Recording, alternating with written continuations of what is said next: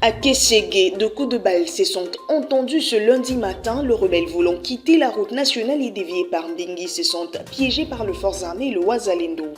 Poursuite ce lundi 1er juillet du procès sur la tentative de coup d'État du 19 mai dernier. Pour ce jour, le tribunal militaire de garnison de Kinshasa-Gombe a lancé l'instruction au fond de ce dossier.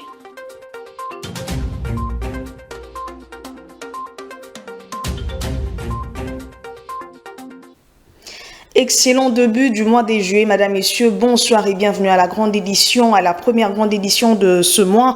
De coups de balle entendus ce lundi matin à Kességué, chef-lieu du groupement Moussidi, à environ 20 km au nord de Kirumba, le grand centre commercial du territoire de Lubero. Les rebelles veulent quitter la route nationale et dévier par Mbingi, mais sont butés à un portant bouclier des FARDC de Ouazalendo. On fait le point avec Rachel Adasaliwala.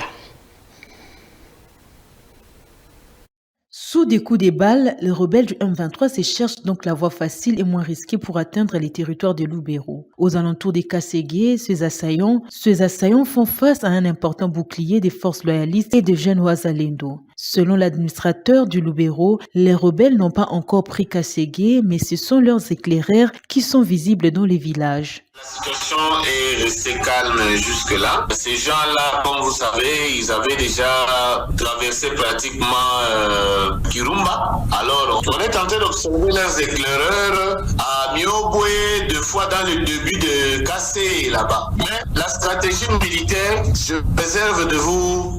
L'on signale également l'attaque d'un convoi humanitaire à Lubero. Selon l'administrateur, 5 véhicules de l'organisation humanitaire ont été incendiés par les jeunes inconnus la nuit des dimanches à ce lundi 1er juillet 2024 dans les territoires de Lubero. D'où l'appel à la population au calme tout en rassurant que le gouvernement et l'armée sont déterminés à barrer la route à ce rebelle.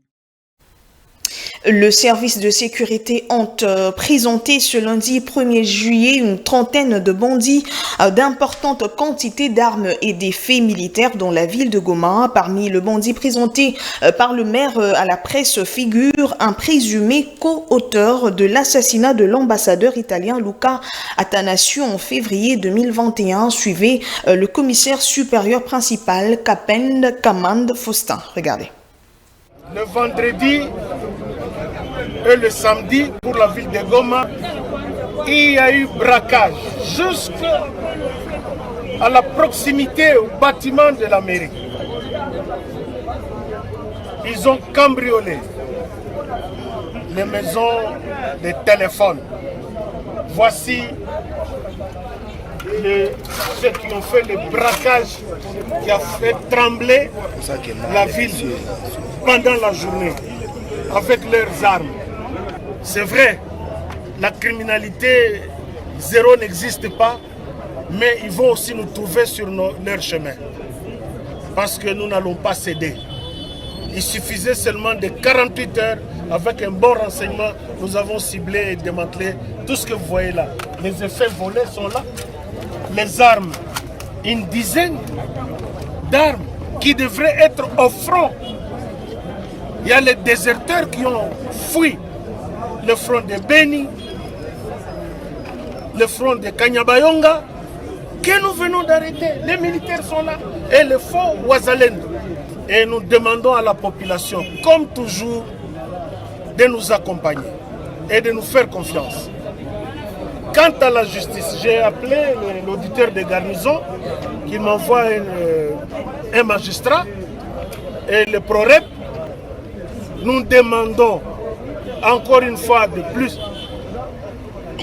aux magistrats d'appliquer la loi dans sa rigueur.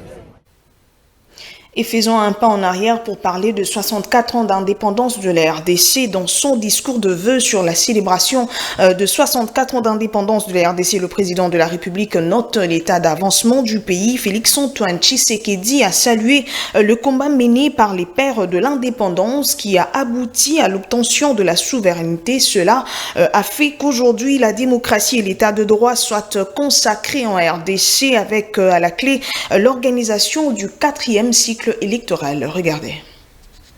Le 30 juin, nous célébrons bien plus qu'un simple anniversaire. Nous célébrons l'âme de notre nation sa force et sa résilience.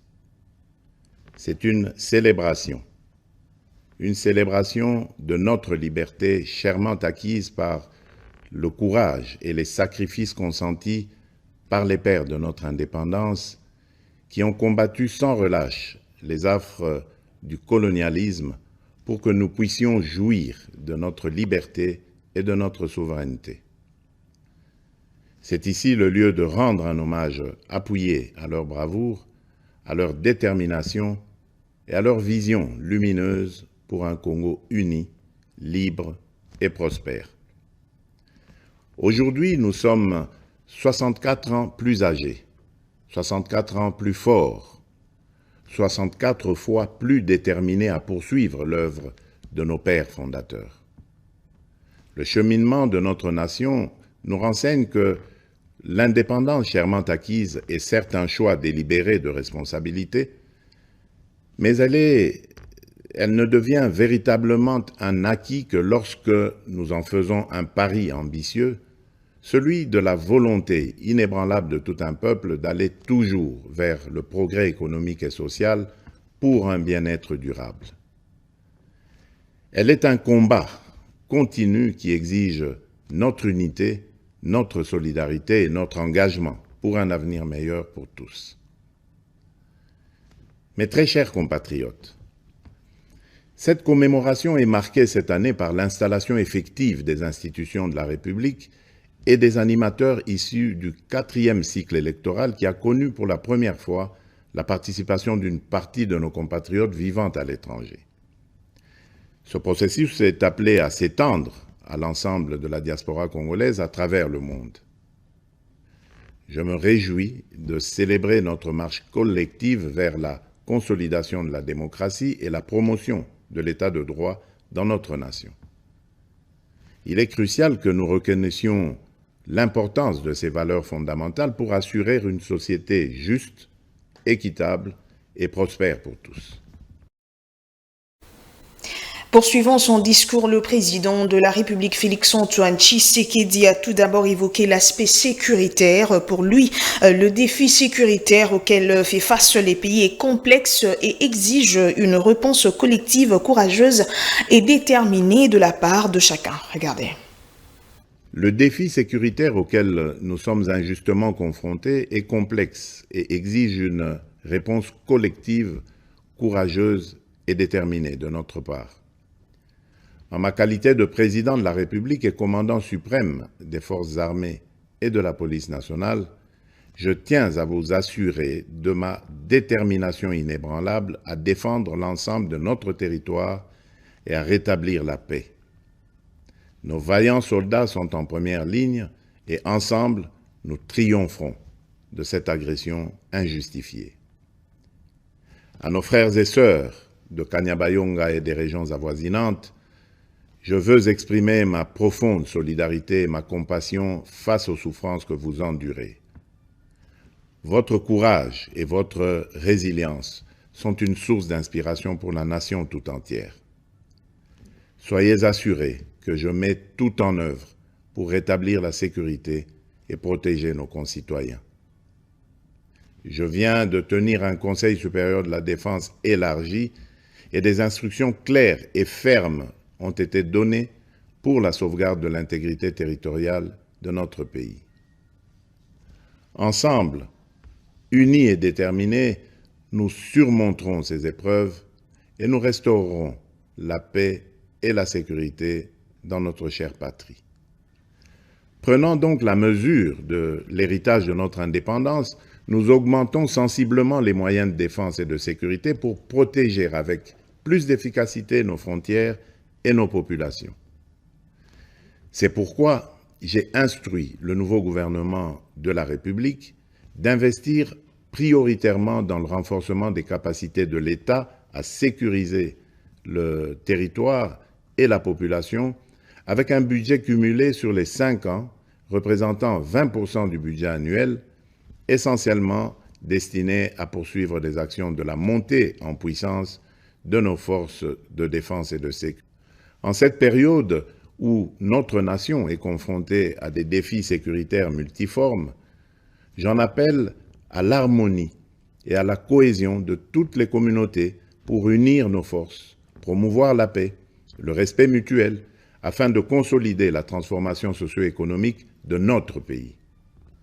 Debout, Congolais. Mes très chers compatriotes, abordons l'aspect économique. Félix Tshisekedi a affirmé que les perspectives économiques pour cette année 2024 restent globalement favorables et optimistes malgré les défis persistants et qu'à partir de cette perspective, la République démocratique du Congo est résolument engagée dans la trajectoire des pays à revenus intermédiaires, ce grâce à la transformation de l'agriculture et de l'économie. Suivez. Les perspectives économiques pour cette année 2024 restent globalement favorables, malgré les défis persistants, notamment sur le plan sécuritaire.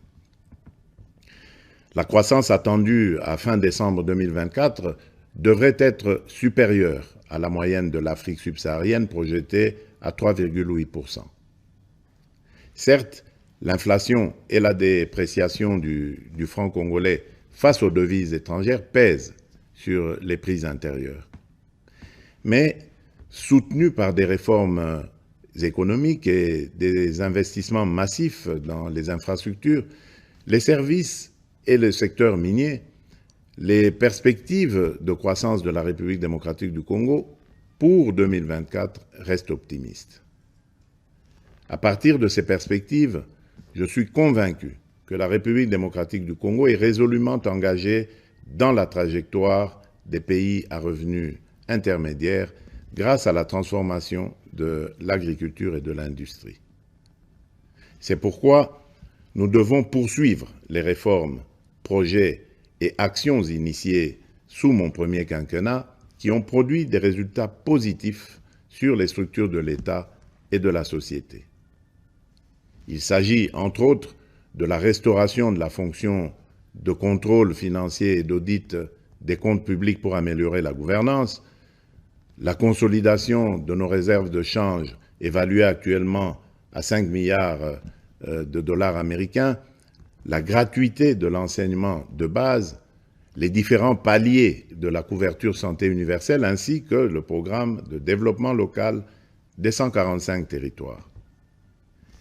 Ces acquis seront capitalisés par les réformes initiées pour assurer une transition vers une économie plus diversifiée grâce principalement à la transformation agricole et au développement des infrastructures dans le secteur des routes, des chemins de fer, du numérique et de l'énergie.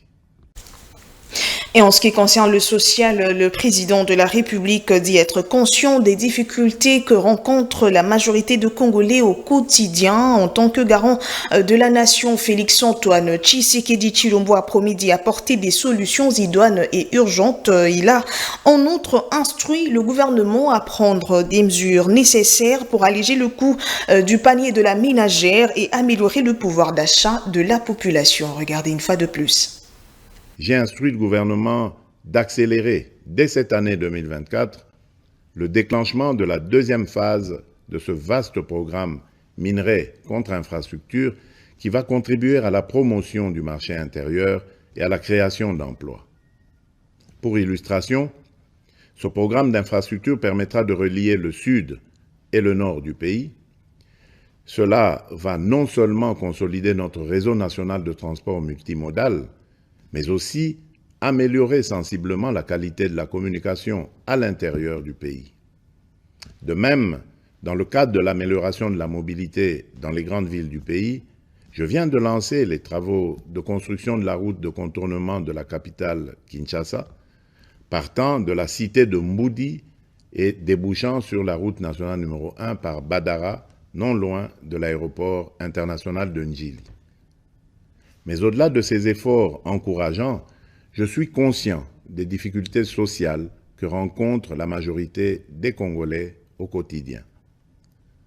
En ma qualité de garant de la nation, je peux vous rassurer que cette situation me tient à cœur et que rien n'arrêtera ma détermination à y apporter des solutions idoines et urgentes. Aussi, ai-je instruit le gouvernement à prendre des mesures nécessaires pour alléger le coût du panier de la ménagère et améliorer le pouvoir d'achat de la population. Mais très chers compatriotes, la véritable indépendance et la liberté découlent inévitablement du développement, fruit d'un dévouement et d'une prise de conscience profonde de nos responsabilités. Ainsi, en célébrant notre fête nationale, nous sommes tous interpellés à embrasser pleinement la maturité de notre nation et à assumer pleinement les devoirs qui en découlent. Et toujours dans ce chapitre, l'opposant politique Martin Fayulu a également prononcé un discours à l'occasion de la commémoration de l'indépendance. Celui-ci dit s'opposer à toute tentative visant le changement de la Constitution. Martin Fayulu a par ailleurs adressé sa compassion à tous les compatriotes qui perdent de leur vie jour après jour dans l'est du pays avant d'appeler le président Félix Tshisekedi à privilégier le slogan du feu Étienne Tshisekedi, à savoir « Le peuple d'abord ». Regardez. Il n'y aura pas de changement de constitution dans notre pays, ni de présidence à vie. Congolaises et Congolais, dans la quête de dignité pour notre peuple, je rends hommage à ceux qui ont payé de leur vie et aux héros vivants qui portent les stigmates du combat, convaincus qu'un jour, notre pays sera libéré et engagé sur la voie de la démocratie et du développement. Je salue la mémoire de nos concitoyens qui ont perdu la vie au Nord Kivu, au Sud Kivu, en Ituri, au Haut-Ouélé, au Bas-Ouélé, au Maïndombe, au Kwilu et au Kwango, à cause de la convoitise de nos richesses naturelles par le Rwanda et l'Ouganda et de l'inaction des gouvernants depuis 2006.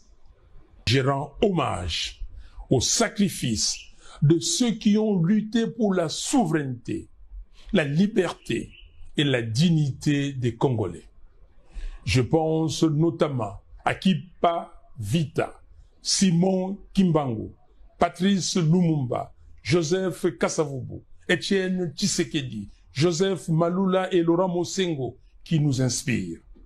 En toute responsabilité, je demande à M. Félix Tshisekedi s'il a l'amour pour les Congolais et les Congos de se raviser et d'intérioriser les slogans d'Étienne Tshisekedi, le peuple d'abord.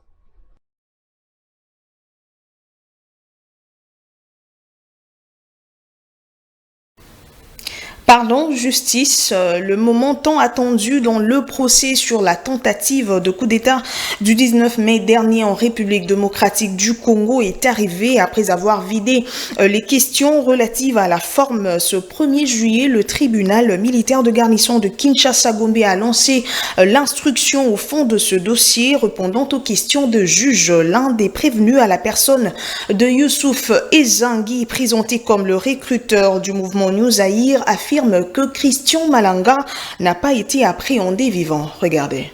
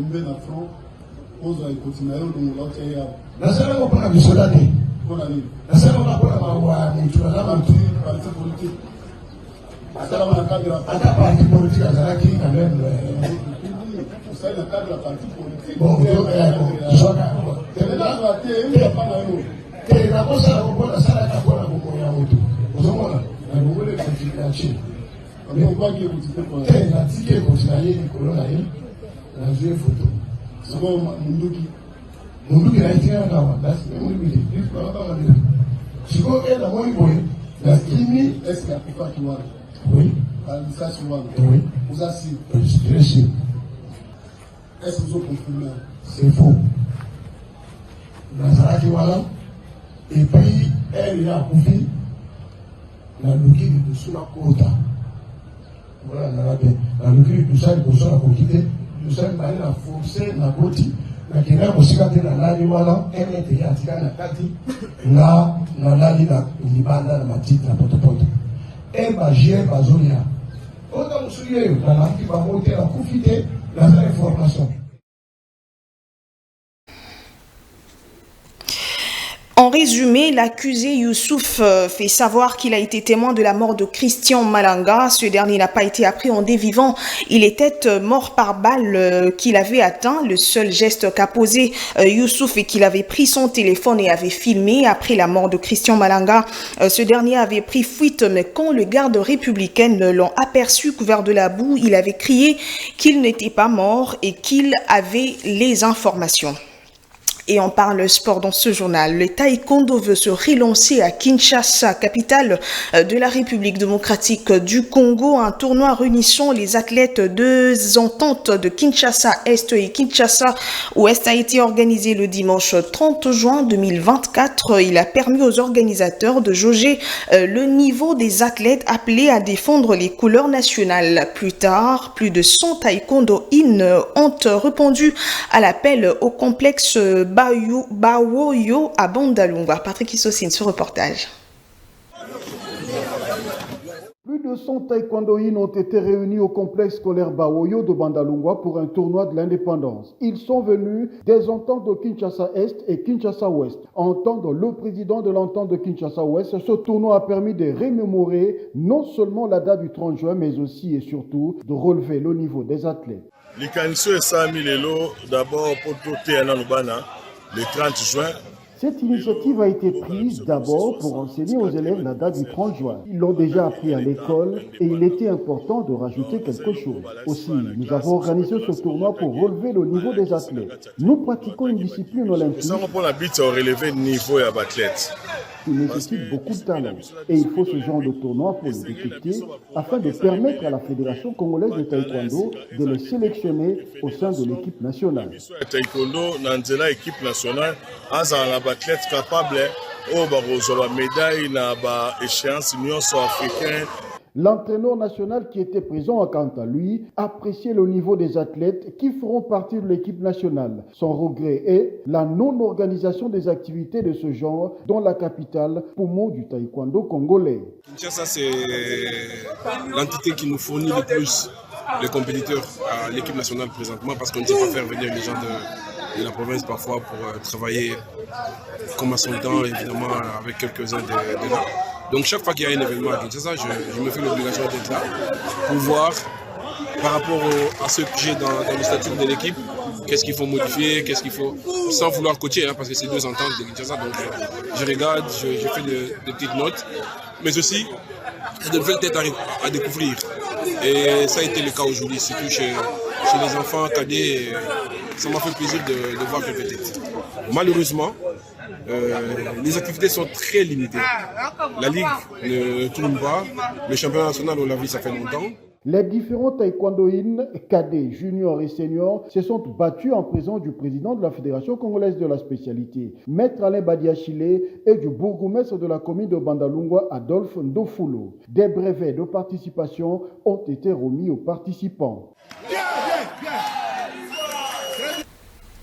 Parlons de l'actualité en dehors de nos frontières. En Égypte, du 29 au 30 juin, l'Égypte a accueilli une conférence de presse visant à attirer des investissements de l'Union européenne. À l'occasion de cette conférence au Caire, la présidente de la Commission européenne a annoncé la signature de contrats entre les entreprises européennes et égyptiennes d'une valeur de plus de 40 millions d'euros. On fait le point avec Ida Maloba. Cette annonce fait suite à un programme de financement de l'Union européenne de l'ordre de 7,4 milliards d'euros, alors que l'Égypte tente de contenir les retombées des conflits internationaux. Les responsables européens affirment vouloir aider l'Égypte à devenir plus résistante en stimulant des investissements et le secteur privé. Après que des chocs répétés, notamment les conséquences de la guerre en Ukraine et le Covid-19, aient révélé des faiblesses économiques du pays. Pour le président égyptien, Abdel Fattah al-Sisi, cette conférence arrive à un moment critique compte tenu des crises internationales et régionales successives qui, selon lui, nécessitent une coordination entre l'Europe et l'Égypte. Les groupes de défense des droits de l'homme ont tout de même remis en question le financement accordé à l'Égypte. Il faut souligner que cette conférence de 2 jours a fait suite au partenariat stratégique entre l'Égypte et l'Union européenne adopté en mars dernier. L'accord couvre les relations politiques, la stabilité économique, les investissements et le commerce, ainsi que les questions de migration et de sécurité, malgré que la vague actuelle de détentions arbitraires et de retours forcés de milliers de réfugiés soudanais par les autorités égyptiennes. C'était là l'essentiel de l'actualité. On prend le rappel de grands titres.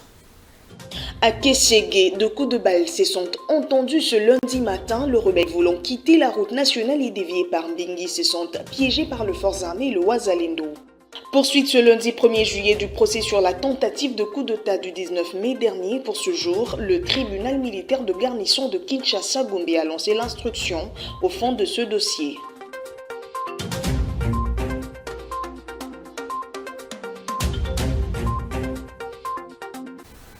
Le bulletin de 13h de demain vous sera présenté par Shadrach Natachomba. Moi, je reviens à 19h30 pour la grande édition. D'ici là, portez-vous bien. Au revoir et bonsoir chez vous.